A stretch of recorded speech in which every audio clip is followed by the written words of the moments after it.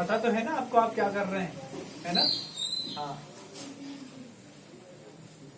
स्वयं में मानांतकीम संलेखनाम जोशिता एक सूत्र दिया है। अंतिम समय में उत्साह रहना चाहिए कि हमारा सौभाग्य है, हमको ऐसा करने का मौका मिला। वो सौभाग्य ही कितने लोग देख रहे हैं, आपको समझ रहे हैं ना? पूरा परिवार, पूरे कुटुंब के लोग आपकी इस क्रिया को बारीकी से अध्ययन कर रहे हैं और आप सबके लिए एक आदर्श भी बन रहे हैं। ये बहुत बड़ी बात है।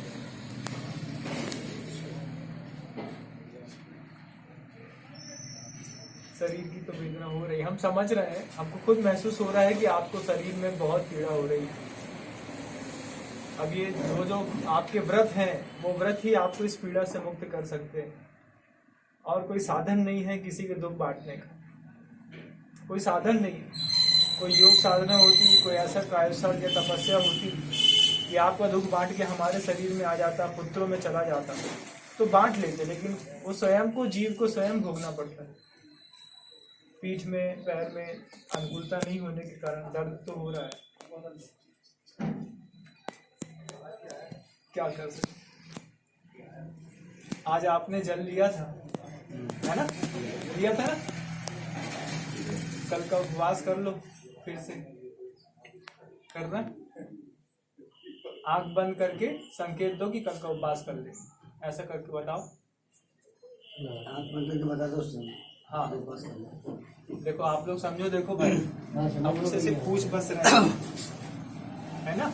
कल का अपन उपवास करके अपनी साधना को थोड़ी और मजबूत करें। आपको अनुकूल है ना? कोई तकलीफ तो नहीं होगी उपवास करने में? आंख बंद करके बताओ आप, क्या हमें कोई अनुकूलता बनी रहेगी? बंद करो तो हमें समझ में आए। देखो आप उनकी वैचारिक अनुकूलताओं को आप देखिए। अपन को लगता है नहीं, अपने को ऐसा लगता है कि महाराज उपवास करा रहे हैं, हमको पानी देना चाहिए या लपसी देना चाहिए, लेकिन वो स्वयं कह रहे हैं मुझे उपवास में आनंद आ जाएगा। इससे बड़ी कौन सी बात है? धन्य है आप, धन्य है, धन्य है। आपके जैसा मौका हमें भी मिले, हम भी ऐसी साधना कर पाए। संबोधन करने के लिए देवता बन जाओ तो मित्र का व्यवहार निभाना, वहां से आकर के हमको संबोधन भी देना है। इसी को मित्रता कहते हैं आपस में, कि हमने आपके ऊपर अनुग्रह किया, अब आप जब देव पर्याय में चले जाएं तो वहां से आकर के हमारे कान में बताना कि देखो ऐसा नहीं करते, ऐसा किया जाता है, तुमने ऐसा किया था। उससे हमारे भी धर्म में वृद्धि होती रही। बहुत बड़ी साधना है आपकी, बहुत बड़ी साधना, बहुत।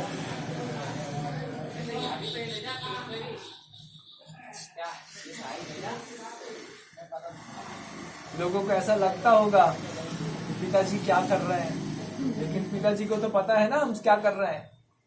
अंदर की मजबूती। और अब कोई भी आपका स्वास्थ्य पूछे कोई आपसे कि कैसा है, इसका ये मतलब नहीं है कि वो आपका स्वास्थ्य पूछ रहा है, इसका मतलब है वो आपका वैराग्य पूछ रहा है अब, कि आपका आपके शरीर के प्रति अब कैसा वैराग्य है। और वो वैराग्य की कीमत है जो आपको ऊर्ध्वगामी करेगा। दर्द तो होता है शरीर में, हम समझ रहे हैं, आप बोल भी नहीं पा रहे हैं अपने दर्द को, पीड़ा का प्रस्तुतिकरण भी नहीं कर पा रहे हैं, लेकिन वो अंदर ही अंदर आपको हो रहा है और आप उसको बिल्कुल शांति पूर्वक सहने से साधना बढ़ती है। दुख में दुखी होने पर दुख बढ़ जाता है और शांत होने पर साधना बढ़ जाती है। तो दुखी नहीं होना, वो दुख तो हम बांट नहीं पाएंगे, लेकिन उस दुख में दुखी नहीं होना, वो दुख नहीं है, उसमें शांत रहना, तो साधना बढ़ जाएगी। कालांतर में ऐसा बलिष्ठ शरीर मिलेगा कि जो विकार और विकृति इस शरीर में मिली है ऐसा कभी देखने में भी नहीं आएगी। लेकिन अंदर से शांत रहिएगा, बिल्कुल हो रहा है, कर ही नहीं सकते कुछ, कोई प्रतिकार नहीं कर सकते उसका। आपको हमारी बात समझ में आ रही है ना दादाजी? आंख बंद करो, बताओ हमें बात समझ में आ रही है? आ रही, बहुत बढ़िया, बहुत बढ़िया, बहुत बढ़िया। बस उस दुख में दुखी नहीं होना।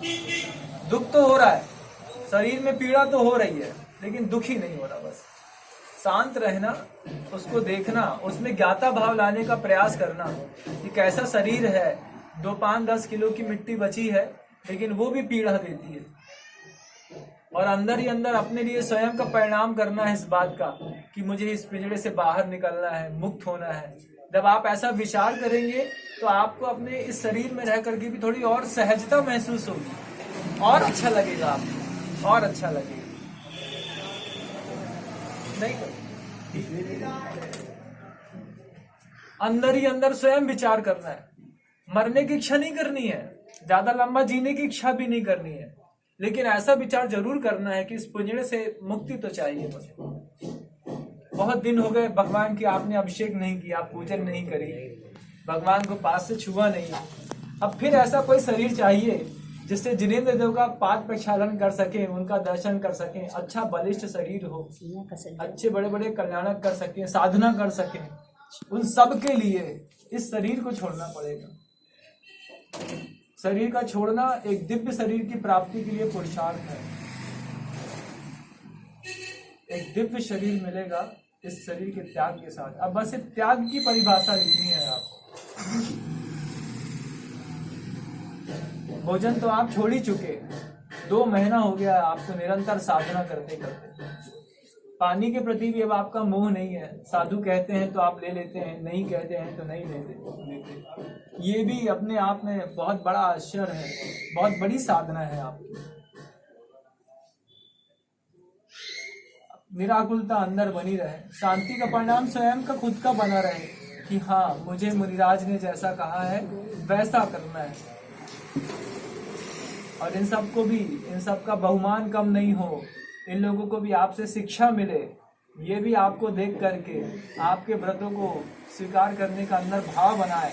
ऐसी साधक की साधना सबको दिखनी भी चाहिए और अंदर से उस पीड़ा के प्रति वेदना का भाव नहीं होना चाहिए। ये आपकी साधना का मंत्र है। सिर्फ एक चीज नमो अरिहंताणम जो है, इतना माला पर्याप्त है। नमो अरिहंताणम, नमो अरिहंताणम, ये बार बार आपके मस्तिष्क में आता रहेगा। वो अरिहंत परमेष्ठी की करुणा, छायिक दान देने की ताकत उन्हीं के पास है। आप समझ रहे हैं ना हमारी बात?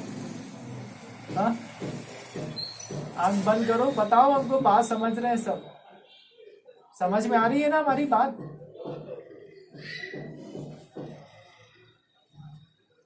समझ में आ रही बात? हाँ ठीक है, आ रही है। आप विश्राम करो, फिर से बैठ जाओ, लेट जाओ। बैठे बैठे नीचे दर्द होगा, लेट जाओ, फिर उठ जाइएगा। हम जाते हैं और हम कल फिर सुबह फिर आएंगे, है ना?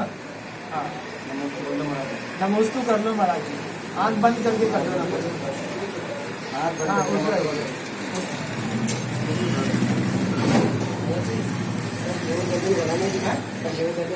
हाँ, देव दर्शन कराने सहजता मिलेगा, लेकिन